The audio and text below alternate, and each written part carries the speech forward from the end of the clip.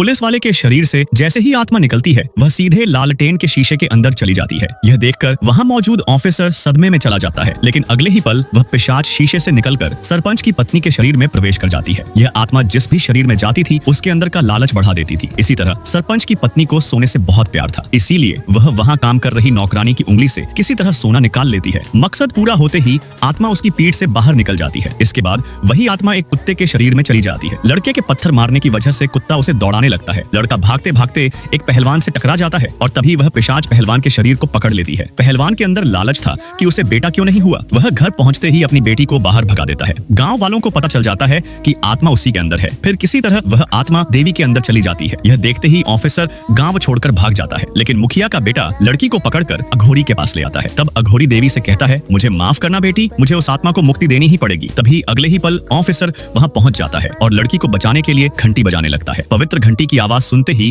आत्मा डरकर शरीर से बाहर निकल जाती है, लेकिन बाहर आते ही वह आत्मा 3 रूपों में बदल जाती है। माफ करना, अगला पार्ट नहीं आएगा क्योंकि आप लोग लाइक सब्सक्राइब नहीं करते।